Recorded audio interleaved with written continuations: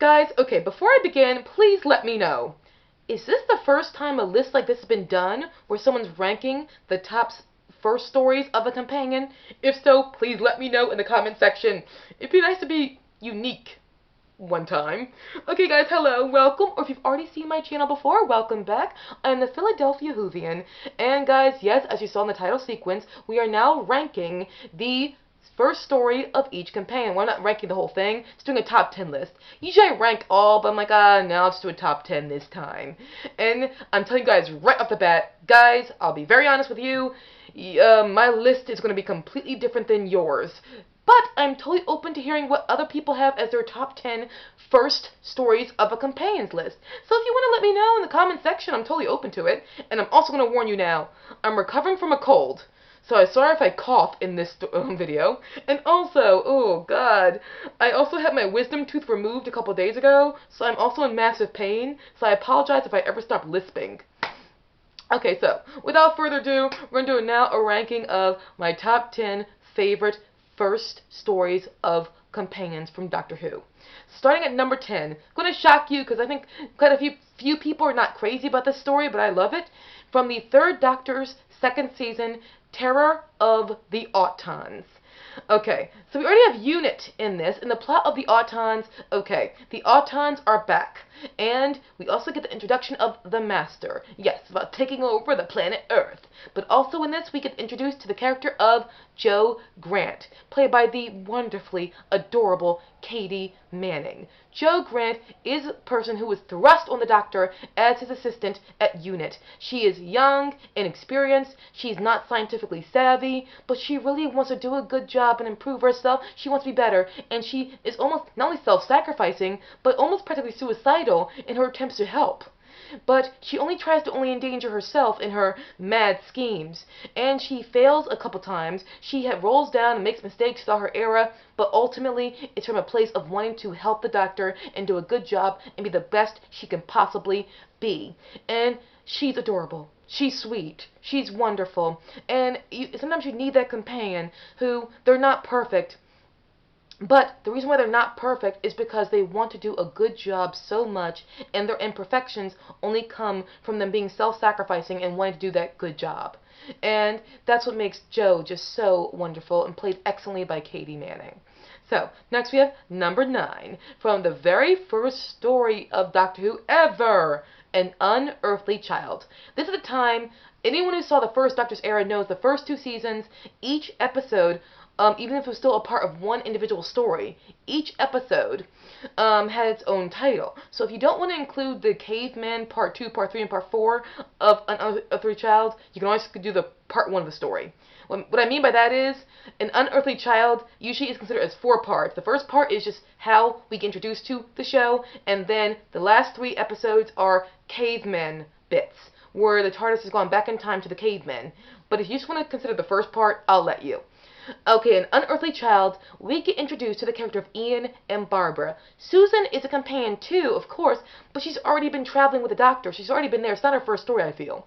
There's more history back there. But this is Ian and Barbara's first encounter with the Doctor and the TARDIS.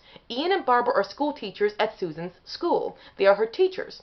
And they're very human, they're very real, they feel real, and they both add a dynamic to the show. Ian is like, he's described as being an action hero, and he is, but there's so much more to his character than just that. He's intelligent, he's protective, he is, again, action hero-y, but he has a really good heart. And Barbara, okay, she is the main voice of reason on the TARDIS, but she is also very good at helping out, being brave, and just being a very incredible, iconic person on that TARDIS team. She and Ian together, they literally help the Doctor become a better person, because he is, when it comes to morals, he's very ambiguous before he meets them, and he needs to learn how to not to be a douche. And he does. Through them, he does improve his character. And also, it's nice to see characters who are not, teenagers or not super young. Ian and Barbara are young people, but they're still mature in their age. It's nice seeing the Doctor travel with people like that every now and again. But I thought also Ian and Barbara, I love them. And Barbara, I said it before, I'll say it again. I've often looked at the female companions as female versions of the Doctor, and Barbara helped me realize that. So next we have up is number 8. From the Second Doctor's second season, we have The Web of Fear. At this point, Jamie and Victoria are already the Second Doctor's companions. But who do we get introduced into this story? Haha. Alright, even though he's not the Brigadier yet, I'm still going to call him the Brigadier. The Brigadier Lethbridge Stewart, played wonderfully by Nicholas Courtney. I love the Brigadier. What? I love him, man. I love the guy. I freaking love the guy. Oh my god, I love the guy so much. He is so wonderful in every way. The Brigadier. He's wonderful in the story. He's introduced very well, and it's already a good story to begin with. Very atmospheric, being in the London Underground, having the Yeti there, and the intelligence. It's all awesome.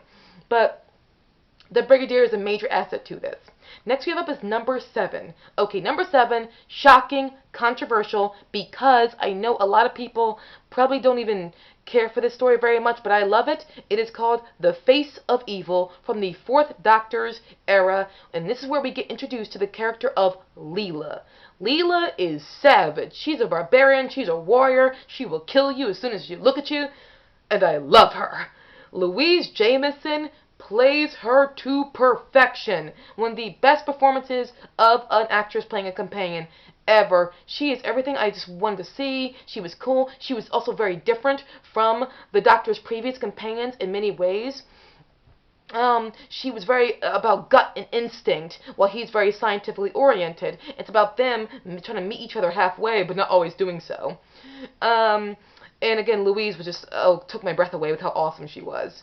But The Face of Evil is a compelling story for a companion to be introduced in, because we have a situation where the main problem was accidentally caused by the Doctor himself. And this is not something we see very often in Doctor Who in the classic era, so it's really unique seeing it here. Okay, next we have up is number 6. Number 6. Okay, from the First Doctor's second season, the episode of The Chase. The Chase is iconic for being Ian and Barbara's last episode or story, but also being Steve Taylor's first episode that he was technically introduced in. Here's the funny thing. The actor who plays Steve, Peter Purves I believe is his name, he appears earlier in that story as a whole different character, but he did such a good job, which he did, that Verity Lambert said, keep him on and have him just come back again and play the Steve, whole new character. Who cares that he's the same actor? No! He's awesome. Use him again. And Steve will go, and Peter Purves will go in to play Steve, the companion, to the First Doctor, along with Vicky. And it's a very good introduction to a character. It is, because he is, we meet him because he's prisoner to a robotic race that opposes the Daleks in this story, called the Mechanoids.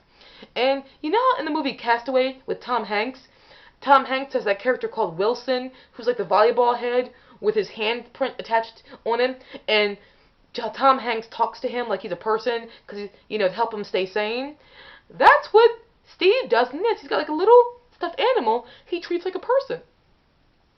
That's cool. I'm sorry, that's good storytelling. That's just really good. Next we have up as number 5. From the Third Doctor's last season, introducing Sarah Jane Smith in The Time Warrior. Scandalous opinion. A lot of people probably, remember her mostly from the Fourth Doctor's era and love her the most there. I love Sarah Jane Smith in the Fourth Doctor's era, but her in the Third Doctor's era might be my favorite. She was just so cool. But Sarah Jane Smith, okay, first of all, with The Time Warrior, written by the legendary, beautiful, late Bob Holmes. It's iconic because it features the Centaurans for the first time. Bob Holmes was very good at creating monsters, but also very good at creating companions. Sarah Jane Smith, okay, people often give flack to companions for being too good too quickly, like it's almost feels contrived how good they are in their first story. Okay, I said it before, I'll say it again. Sarah Jane Smith set the curve for a companion adapting quickly to a situation. She's took back into medieval times, and once she finds out where she is and what's going on, she takes control of the situation. She, is very good at helping and solving things. She is incredible. My God, that woman was so freaking awesome in every way. Talk about a fantastic introduction to a companion. And again, very different than Jo Grant, as Jo Grant was very different than the companion who came before her. Good stuff. Now we got to number 4. I think this is the only story from the New Who that's going to make the top 10. Moffat's first story from his own era, the 11th Hour. The 11th Hour, I'm sure we've all seen it at some point in history. 11th Hour has the first story of the 11th Doctor, but also gives us Amy Pond, played by the incredibly gorgeous and awesome Karen Gillan, and we get also Arthur Darvill as well, Arthur, along with the wonderful Matt Smith as the 11th Doctor. So, either way, with this very good story because it shows how Moffat can write stories that have unity of place and unity of action, where the TARDIS is not there that much. It's about the Doctor in one setting solving this problem in that setting. And we get Amy Pond a full scope of a character in one episode. And we get to know her very quickly, who she is. She feels natural, but also she feels like there's a reason why the Doctor would choose her at the same time. You feel those things. She does feel special. And with Rory, you get the sense that Rory is going to be back. He's not going to be that boyfriend that gets pushed aside and stays pushed aside the entire time, and he never comes back again. No, you get the feeling Rory's going to be there and he's there to stay. And he is. We really get a good sense of these characters through the narrative. That's another thing. It's tricky introducing characters because they have to be introduced through a narrative without feeling contrived. And I like how they were introduced. I personally thought it was great. I know some people think the 11th Hour is overrated. That's how you feel, good for you, but I just don't care. I love this story. It's awesome. Now, next we have is number 3, the third Doctor's very first story, Spearhead from Space. And who do we get introduced? Liz Shaw, played by the wonderful Carolyn John. Okay, Liz Shaw was, again, very different from the companion who came before and after her. Well, not too different than Zoe, but different in many other ways. She was sassy. She was, confident. She could be snarky as well. She was, in her own way, she was very charming. She was a woman who knew what she was, knew what she wanted, was a scientist herself, which is kind of why the show got rid of her, because she was so scientifically intelligent. She didn't ask the questions that we need a companion to ask, so the Doctor can explain things to us, because Liz Shaw naturally would already know them. But either way, while she was there, she was awesome. She was just so sassy and so intelligent and so vivacious in her own way, and Carolyn John played her very well. Usually Spearhead from Space is my favorite story ever of Classic Who, but I thought to give 2 other ones a shot this time. Next up is number 2, from the second Doctor's very last story of his second season, The Wheel in Space, which introduces the character of Zoe, played by the insanely adorable Wendy Padbury. Yeah. Okay, so with this story, okay, guys, Cybermen. Second Doctor's era, Cybermen. Spells out perfection. The second Doctor's era has the best Cybermen stories. Real in Space is right up there, but with this companion of Zoe, we get a woman who is literally a walking computer. And she even gets called out on that by other people on the base she's at. They literally say, well, you're all brains and no heart, because she just lists facts. She's like a computer, but she's very intelligent, and she's very, very smart, and she's very good with numbers and science. She's better at computers by far than the Doctor is himself. And every now and again he relies upon her intelligence, and she does follow through. She becomes vital to the TARDIS team. She, Jamie, and the Doctor make one of the best TARDIS teams because all 3 of them bring something to the TARDIS that all 3 of them need of each other. It's incredible. It's really great. Now, before I do my number 1, do some honorable mentions. I'll mention number 1, Smith and Jones from the 10th Doctor's 3rd season, written by Russell T Davies.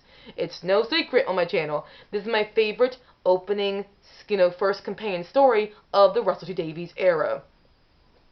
Not only that, but my favorite season opener of his era as well. Martha, from the very beginning that I meet her to the very end, I love her. I think she is absolutely wonderful. She is intelligent, smart. She just sacrificed herself at the very end to give the Doctor her last breath so he can save the planet.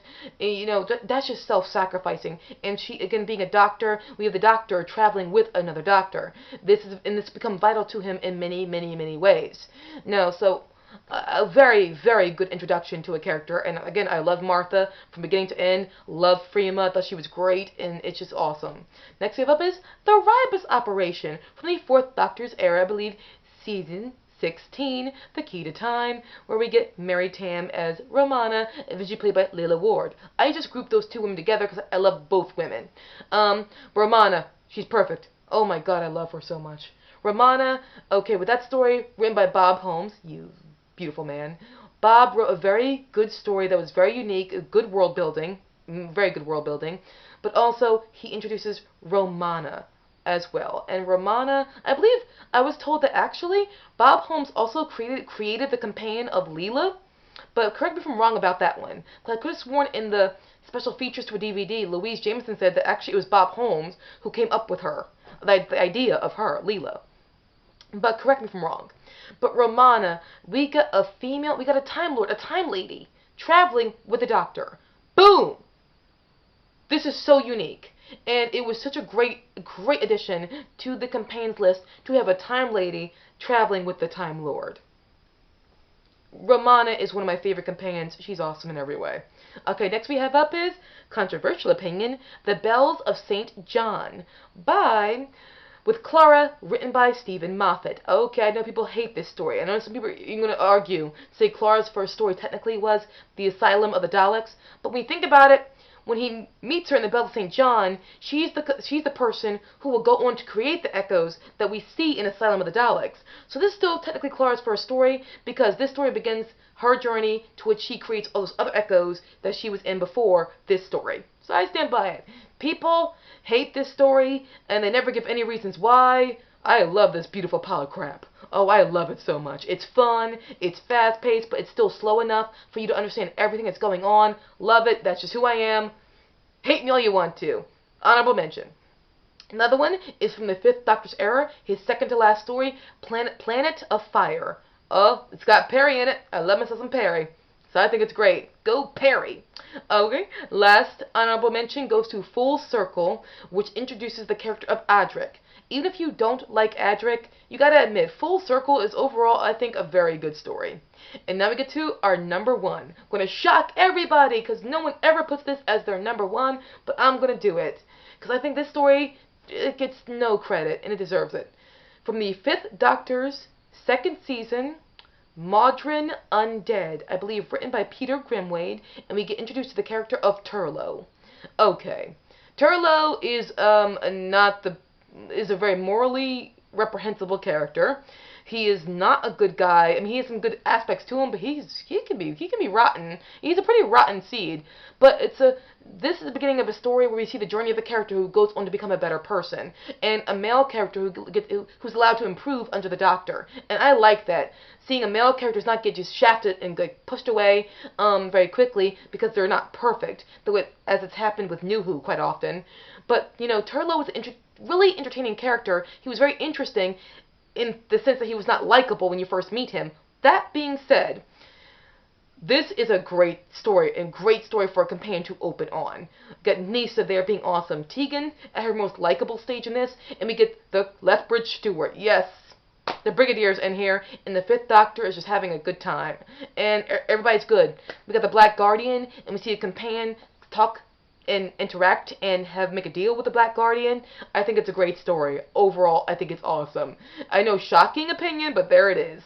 So guys, tell me, what is your top 10 ranking of, first stories of a companion? Let me know in the comments section. And guys, it was really nice talking to you. I'll see you again very soon. Guys, thank you so much. You're awesome. Bye, guys.